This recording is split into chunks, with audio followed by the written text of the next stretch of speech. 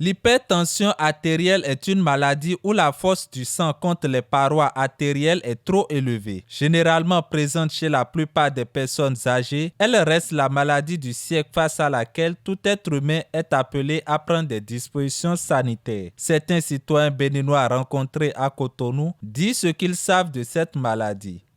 Je dirais que c'est une cessation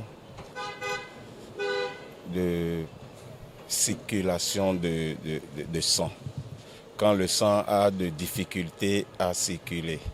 L'hypertension artérielle, c'est ce dysfonctionnement qui se manifeste par, vous avez la nausée, vous avez des sueurs de temps à autre, vous avez les maux de tête.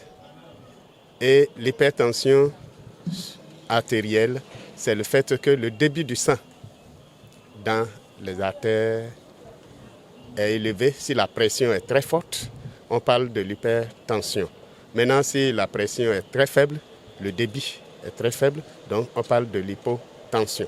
Salim Diatema, médecin cardiologue, apporte plus de clarification sur les symptômes. D'abord, la tension artérielle, c'est la pression exercée sur les parois des artères lorsque le sang circule dans les artères.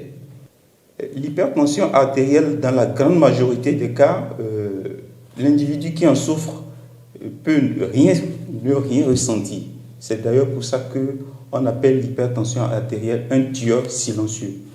Donc vous pouvez avoir une hypertension artérielle pendant des années sans avoir aucun signe. Si vous faites attention à votre corps, vous pouvez avoir quelques symptômes, quelques signes qui ne sont pas spécifiques de l'hypertension, qui peuvent vous amener à l'hôpital et faire découvrir l'hypertension. Et ces signes, il peut s'agir de maux de tête, des vertiges fréquents, il peut s'agir de sensations de battement rapide du cœur qu'on appelle les palpitations.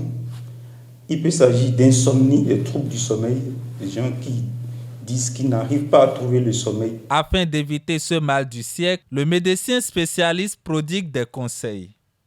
La première chose, la prise de poids. Il faut éviter de prendre du poids.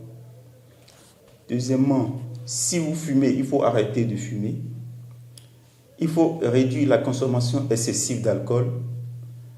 Et un élément aussi important, c'est de réduire la consommation de sel. Le sel sous toutes ses formes, ça peut être l'utilisation des bouillons de cuisine, l'utilisation de sel de cuisine, la consommation de repas trop riches en sel.